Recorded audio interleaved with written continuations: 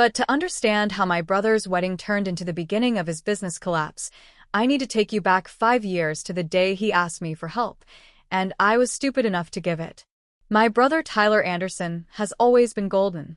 2 years older than me, captain of the football team, prom king, accepted to every college he applied to.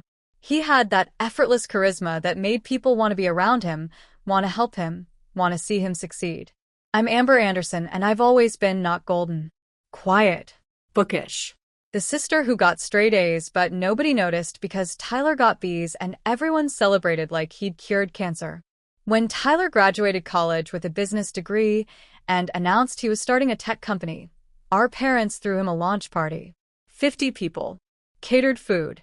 Dad gave a speech about entrepreneurial vision and the Anderson legacy.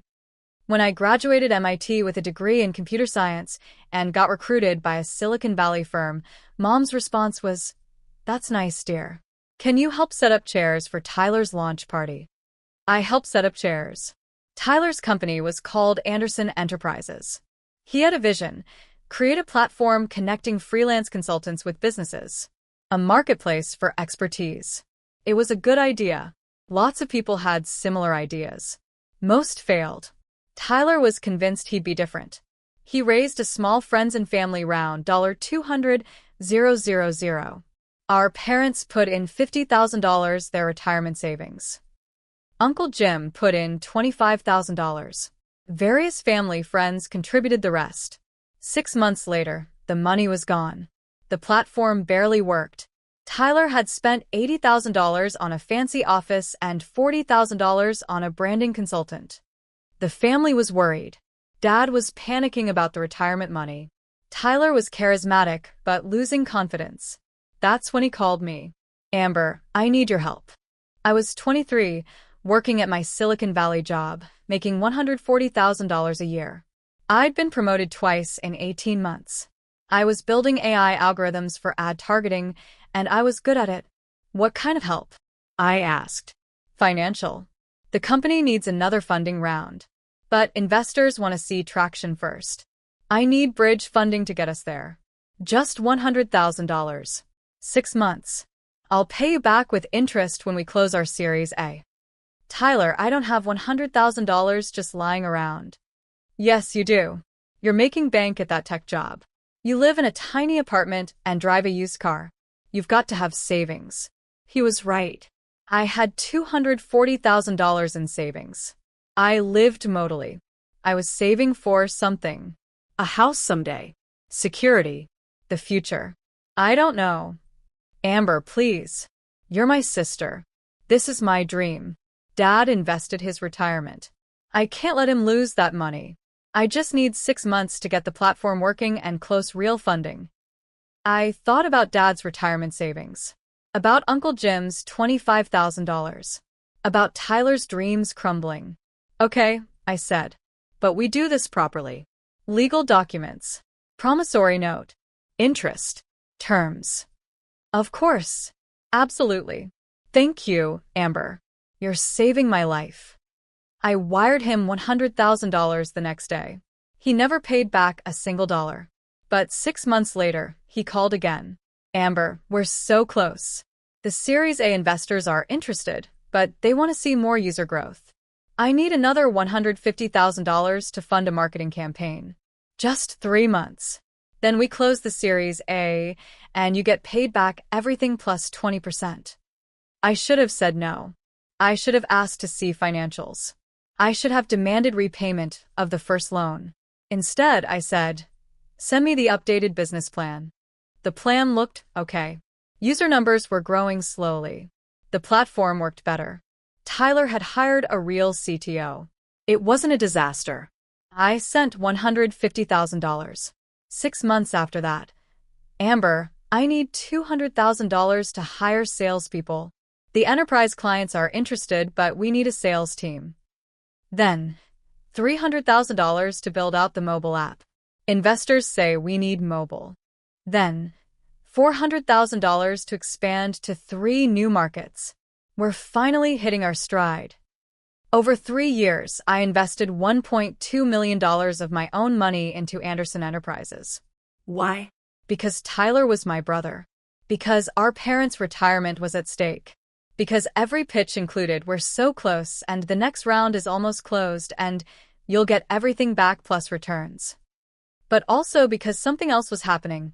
My career was exploding and I had money to spare. While I was funding Tyler's dream, my own career had become something extraordinary. The AI algorithms I'd built at the ad tech company got acquired by a major tech giant.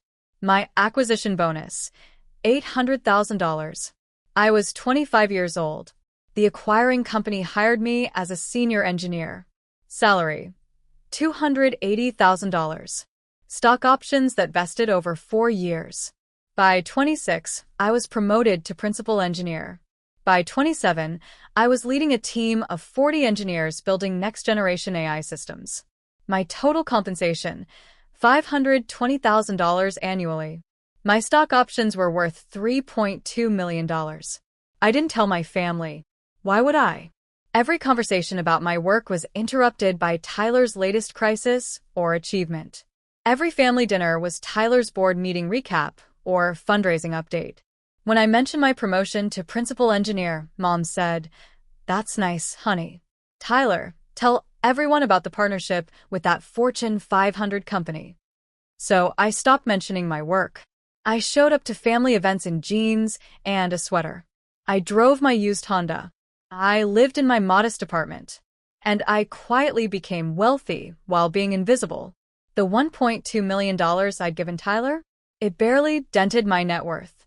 I had $4.8 million in the bank by age 28.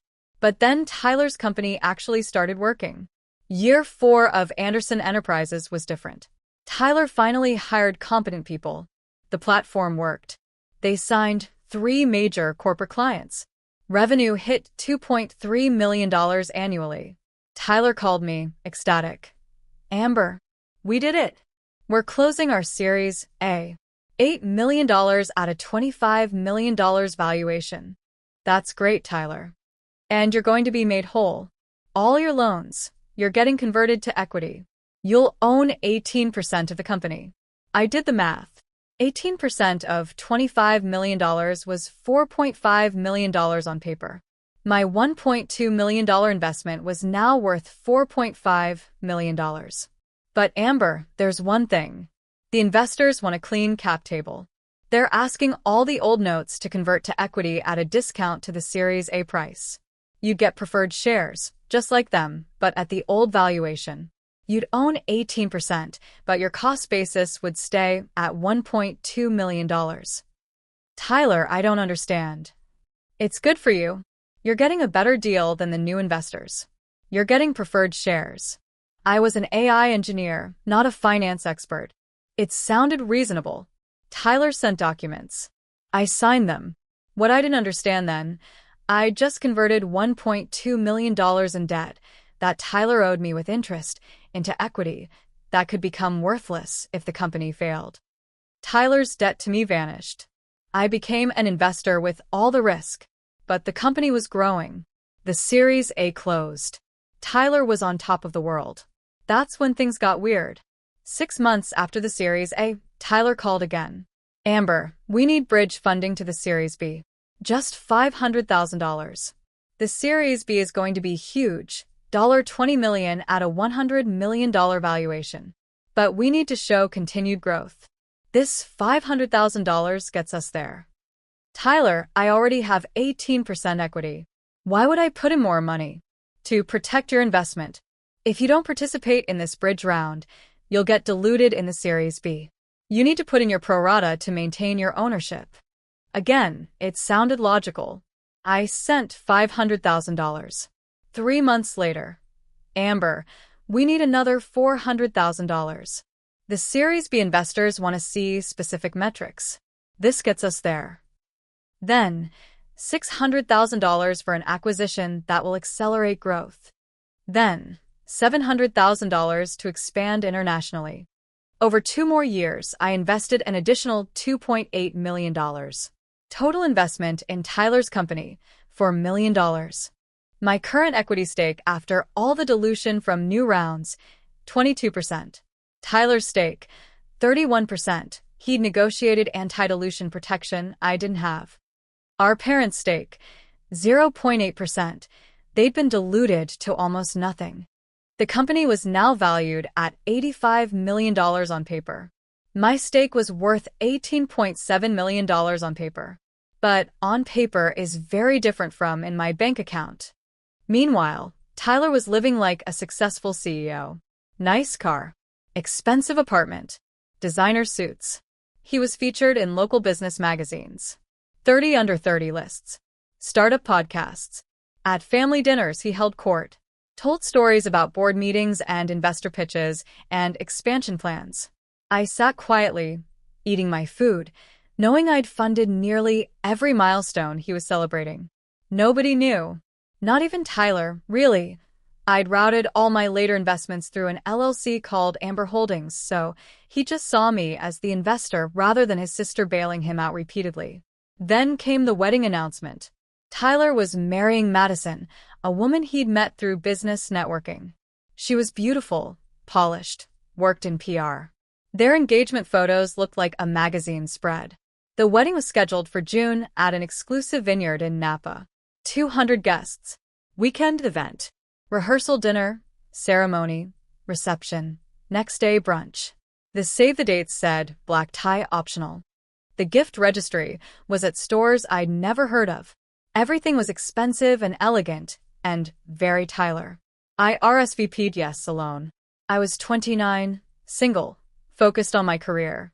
Mom asked if I was bringing anyone, with that hopeful tone that meant, please prove you're not dying alone. No, Mom. Just me.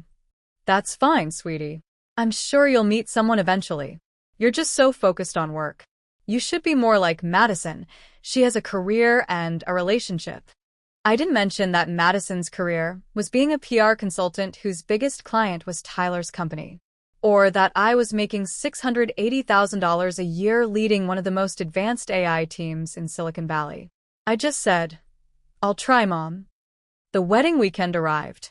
I drove up to Napa in my Honda, parked between a Tesla and a Mercedes. Checked into my room, put on my bridesmaid dress.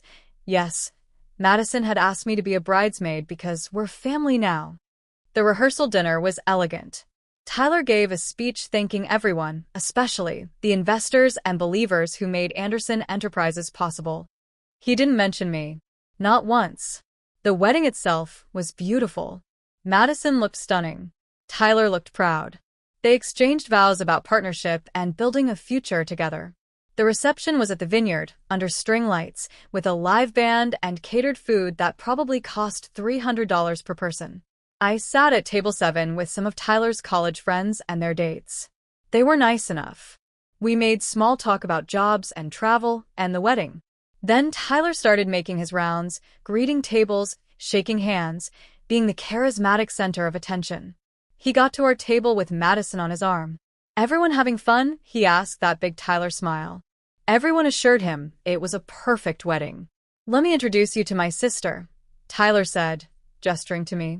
This is Amber. She works in tech in San Francisco. Software engineer or something. AI research, I corrected quietly. Right. The computer stuff. He laughed. Amber's the smart one. I'm the people person. That's why she codes, and I run a company. Everyone laughed politely. Then Tyler's friend Jake asked, Dude, when's your series be closing? Still on track. Tyler's expression changed. Just for a second. A flash of stress. We're in final negotiations.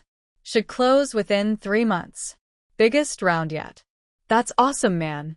And your sister must be proud. You're crushing it. Tyler laughed. But it wasn't his usual laugh. It was sharper. Oh, Amber? She's not involved in the company. She's just focused on her little coding job. Completely separate world. I felt something cold settle in my stomach. Madison jumped in. Tyler built this company from nothing. It's incredible what he's accomplished all on his own. Well, with the investors, Jake said. Right. The investors who believed in the vision. Tyler put his arm around Madison. But family-wise, it's been all me. Amber's always been, well, she's great at her own thing. But she's never really been involved in what I'm building. Different paths, you know? I cut my salmon into smaller and smaller pieces. They moved to the next table. An hour later, the dancing started. I went to the bar, got a drink, and stood at the edge of the dance floor. That's when I heard it. Tyler was at the bar with a group of his groomsmen. They were drunk, loud, celebrating. I was maybe 10 feet away, partially hidden by a column. One of them, I think it was his college roommate Brad, said something about family and support. Tyler laughed. Man, I'm lucky I did this all myself. Some people lean on family money, family connections. I built this company from scratch. What about your parents? Didn't they invest early? 50 grand in the first round. They believed in me, which was great. But the real building, the real growth, that was me and the team. Your sister seems cool. She helped it all. And there it was. Tyler's voice. Amber? Nah. She's completely worthless when it comes to business. Always has been. Great at her computer stuff, but contributes nothing to the family or the company. She's just kind of there. You know. They all laughed. She's never offered to help. Brad asked.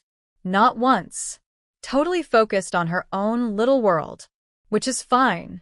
We all have different strengths. Hers is sitting in front of a computer.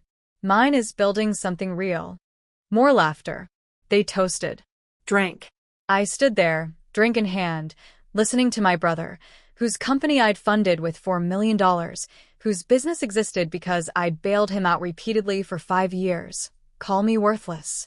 I set down my drink. I walked onto the dance floor. I danced with Madison's cousin. I smiled. I laughed at appropriate moments. And I made a decision. Monday morning, I was back in San Francisco. Back in my office with the view of the bay. Back to my AI models and my team and my actual life that Tyler dismissed as sitting in front of a computer. I opened my email. Subject: Urgent. Investment withdrawal, Anderson Enterprises. Dear partners at Lighthouse Capital Management.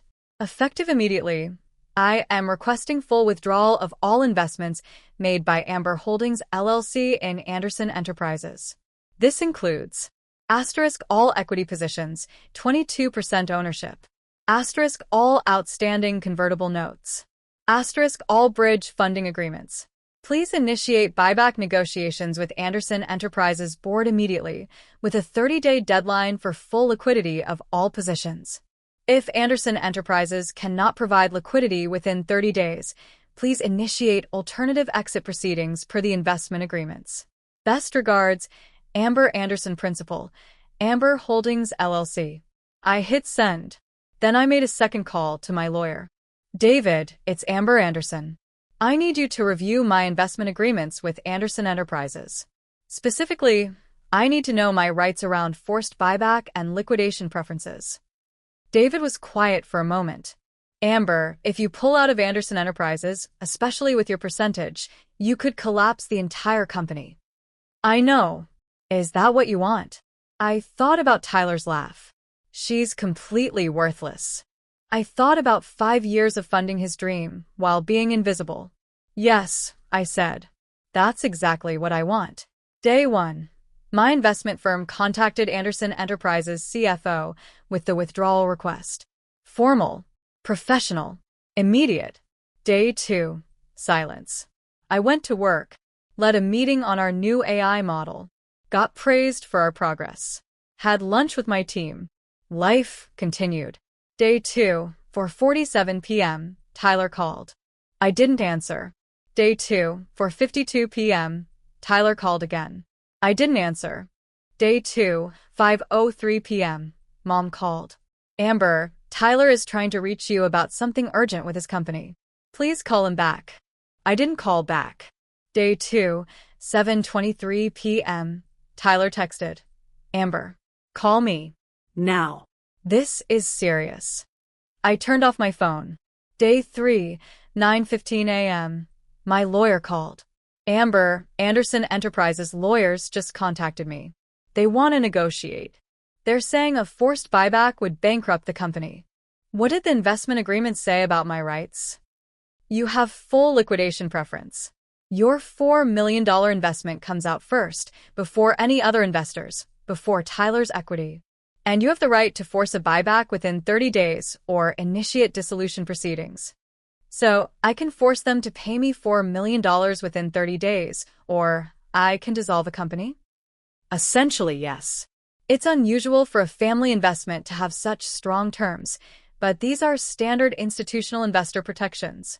Tyler's lawyers should have negotiated better terms when you invested. They didn't because Tyler didn't think of me as a real investor. He thought of me as a sister who'd never actually pull the trigger. Well, David said slowly, are you pulling the trigger? Yes. Day 3, 2:34 p.m., Tyler's CFO called my investment firm. The call I heard about later went like this. CFO, we need to understand the withdrawal request. Is Ms. Anderson serious about the 30-day timeline? Lighthouse Capital. Completely serious. She wants full liquidation of her position. CFO. That's $4 million in cash. Plus, she has liquidation preference, so that comes out before our Series A investors get anything. If we pay her, we'll have less than $800,000 in operating capital. We'll be insolvent within 60 days. Lighthouse. That's unfortunate, but per the investment agreements. CFO. This will destroy the company. We have 47 employees. We have major clients. We're in Series B negotiations. Please, can we schedule a call with Ms. Anderson to discuss alternatives? Lighthouse. Ms. Anderson's instructions were clear. 30 days. Full liquidation. No negotiations. Day 3, 4:47 p.m. Tyler's CFO called Tyler. Sir, we have a major problem. Our primary investor is pulling out. All $4 million. We have 30 days to pay them back or they can force dissolution of the company. Who the hell is the primary investor? According to our cap table, Amber Holdings LLC. There was a long pause. That's my sister's investment company. Your sister? Amber. My sister Amber. She's our biggest investor? Sir, she owns 22% of the company. She's invested $4 million over 5 years.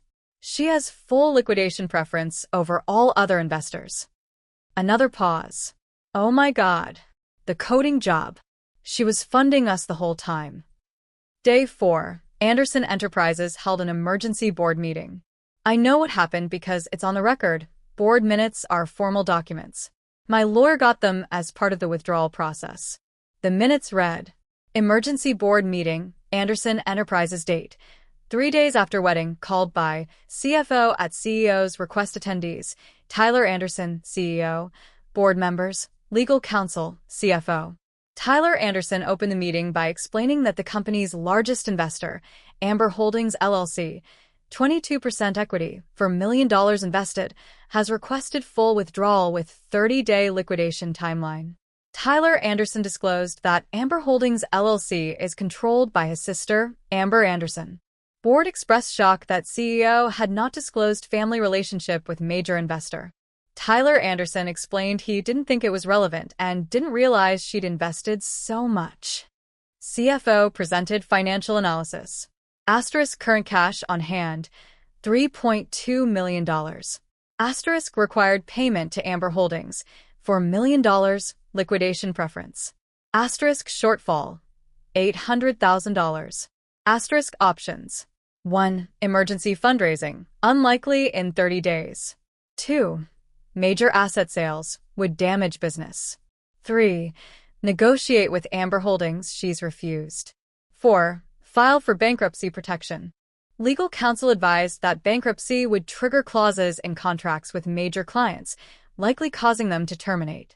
Board member Sarah Chen asked, why is she pulling out? Tyler Anderson.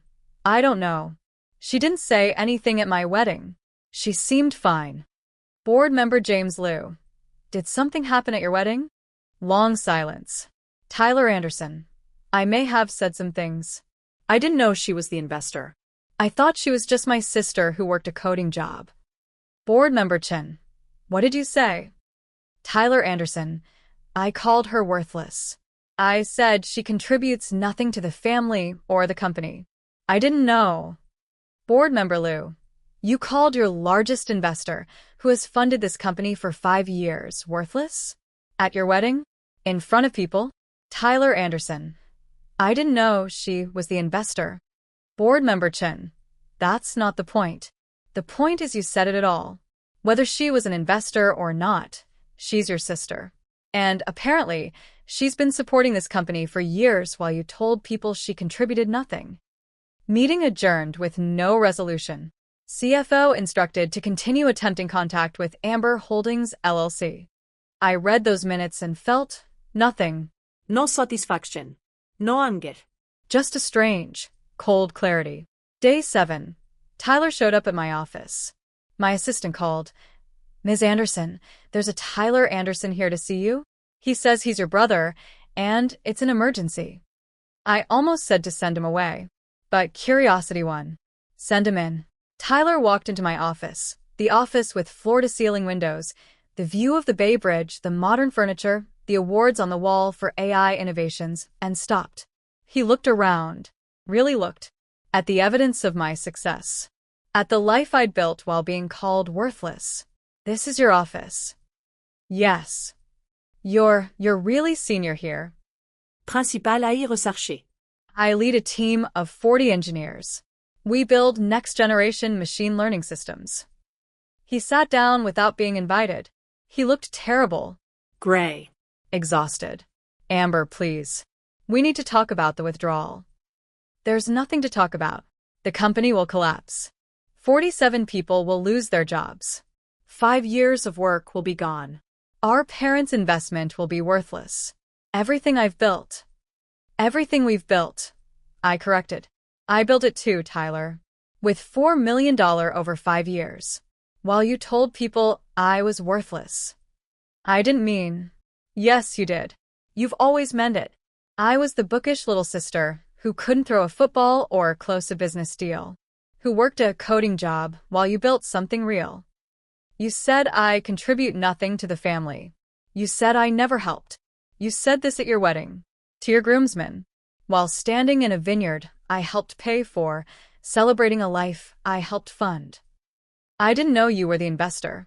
That's the problem, Tyler. My voice was sharp. Cold. You didn't know because you never asked. Not once in 5 years did you sit down with me and ask, hey, how's work actually going? What do you do? What's your life like? You just assumed I was some coder making decent money. You never looked at the investment documents. You never questioned where Amber Holdings LLC came from. You just took the money and called me worthless. I'm sorry. You're sorry you got caught. You're sorry the worthless sister is actually the only reason your company exists. He put his head in his hands. What do you want? Name it. Anything. Board seat? More equity? Public acknowledgement? What? I want you to experience what your company looks like without me propping it up. Amber, please. You have 23 days left. Figure it out. You're the brilliant CEO who built everything from scratch, right? You're the people person. The visionary. So go vision your way out of this. Our parents will lose everything. Our parents lost everything when they invested their retirement in your company. They just didn't know it yet. At least this way they'll learn the truth, that I was the only thing keeping it afloat. I'll tell everyone. I'll tell the whole family what you did. That you funded everything. Please do. I'd love for them to know. I'd love for Mom to know that her little coding job daughter funded 5 years of your success story. I'd love for Dad to know that his Golden Boys company only exists because his worthless daughter kept bailing him out. Tyler stood up. You're really going to destroy everything over something I said when I was drunk? No, I said quietly. I'm going to stop rebuilding something you destroyed every time you dismissed me, ignored me, and took my money while calling me worthless. The difference is this time. I'm not going to be the invisible foundation. I'm going to let you see what your company looks like when I'm not holding it up. He walked to the door. Paused. I'm proud of what you've accomplished, he said. This office. Your career. I should have seen it. I should have asked. You should have, I agreed. But you didn't. And now you never will. He left. Day 15. Anderson Enterprises held a second emergency board meeting. They voted to attempt emergency fundraising. Day 20, no investors would commit. The company was overleveraged, undercapitalized, and now had an internal crisis with their largest investor withdrawing. Day 23, Tyler called a company all-hands meeting. Announced they were shutting down operations. Everyone was laid off effective immediately, with 2-week severance. Day 25, Anderson Enterprises filed for bankruptcy protection. Day 30, my $4 million came out first, per liquidation preference. The Series A investors got about 40 cents on the dollar. Our parents got nothing. Tyler's equity was worthless. 5 years of work gone in 30 days. It's been 4 months since the bankruptcy. Here's where everyone stands. Tyler is working as a consultant, making about $80,000 a year. He moved into a small apartment, sold his nice car. He's humbled, quieter. Our parents know the truth now. Tyler had to explain why the company collapsed. They know I funded everything. They know he called me worthless. Mom cried for a week. They call me now. Actually call. Ask how I'm doing. Ask about my work. They're trying. It's awkward but honest. Tyler and I don't speak. Maybe we will someday. Maybe we won't. As for me, I got promoted. Executive AI Director. I'm 30 years old, making $920,000 a year, leading critical company initiatives. Last week I got a letter from Tyler. Just 1 page. Amber, you were right. About everything. I built a company on your money, while calling you worthless. I took credit for success that was only possible because of you. I never saw you because I never looked. I don't expect forgiveness. But I want you to know, I see you now. And I'm sorry it took losing everything to finally understand what you'd been giving all along. The bankruptcy was the best thing that ever happened to me. Not because I wanted it, because it forced me to see the truth. That I wasn't a self-made success. I was your charity case who mistook your generosity for my genius. I hope someday we can talk. But I understand if we can't. Your worthless brother, Tyler.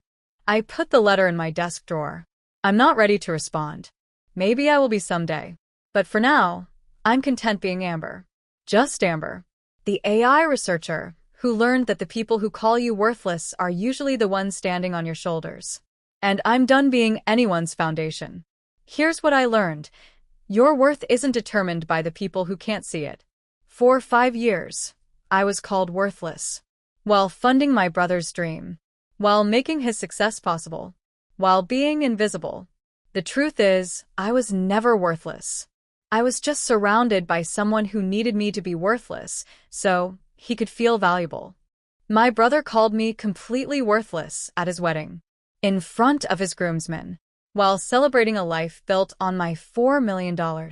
The irony would be funny if it hadn't cost him everything. But here's what I know now. I didn't destroy his company. I just stopped building it for him. And the moment I stopped, it collapsed, not because I was destructive, but because I was the only thing holding it up.